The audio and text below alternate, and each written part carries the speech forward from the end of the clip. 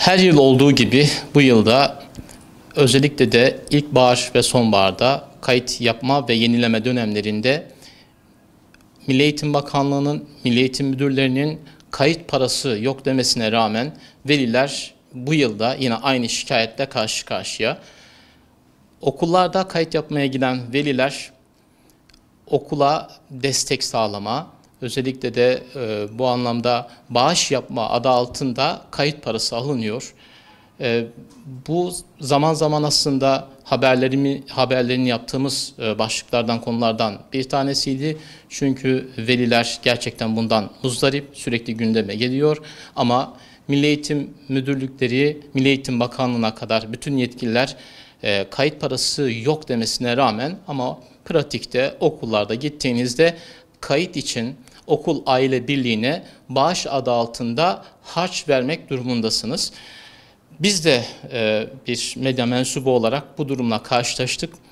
Öncelikle okul potansiyeli, nitelikleri, özellikleri, eğitim kadrosu bakımından diğer okullardan biraz daha iyi olan proje okullarından birine çocuğumuzu göndermek istedik. Bunun için bir sınav yaptılar.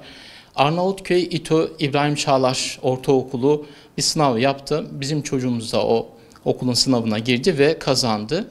Kayıt için davet ettiler, gittik ama kayıt öncesinde bizden okul aile birliğine bağış adı altında 7.000 lira ücret harç talep ettiler. Biz de bunu kabul etmedik. Bunun yasal olmadığını söyledik. Çünkü devlet okullarında anayasaya ve yasalara göre eğitim ücretsizdir. Biz bunu kendilerine ifade ettik. Hem okul müdürü Sayın Abdullah Babata hem de okul müdür yardımcısı Sayın Cihat Görgü diye bunu izah ettik, ifade ettik. Dedi ki devlet okulları da zorunlu eğitimde hele ücret alınmaz. Onlar da bunun böyle olduğunu ve ücreti almadan kayıt yaptırmayacaklarını söylediler ve biz çocuğumuzun kaydını yaptıramadık. Öne sürdükleri birçok gerekçe vardı. Özellikle de okul müdürünün iki olayı birbiriyle kıyaslaması çok dikkat çekici. Birincisi kendi çocuğunun da söz konusu bu sınava girdiğini ama sınavı kazanmadığını, dolayısıyla da çocuğunun da bu okulda okuyamadığını ifade etti. Yani çocuğuna torpil yapmamasını meziyetmiş gibi ifade etti ama diğer olayla bu olay birbirinden çok farklı. Bir tarafta sınava girmiş, sınavı kazanmış öğrenciler var. Bir taraftan da yasal olarak suç teşkil eden, yasal olarak yasak olan devlet okullarında ücret alınmaması gerektiği halde bağış adı altında zorunlu harç alma durumu var. Biz de bağışın zorunlu olamayacağını, bağış olsa bile miktarının veren tarafından belirlenebileceğini ifade ettik.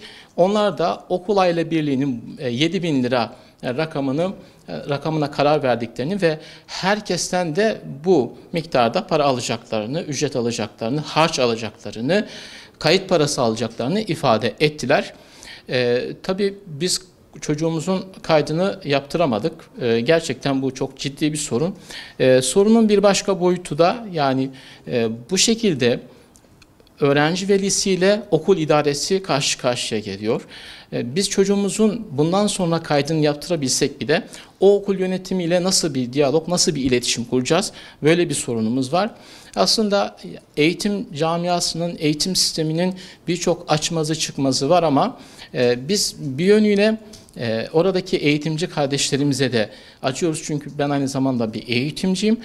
Oradaki eğitimcilerle velileri karşı karşıya getirmek, öğretmenleri bir anlamda velilere karşı dilenci pozisyonuna koymak da eğitim camiası açısından da çok üzücüdür. Dileriz ve umut ederiz ki başta Sayın Cumhurbaşkanı olmak üzere Milli Eğitim Bakanlığı ve diğer yetkililer bu sorunun çözümü noktasında adım atarlar.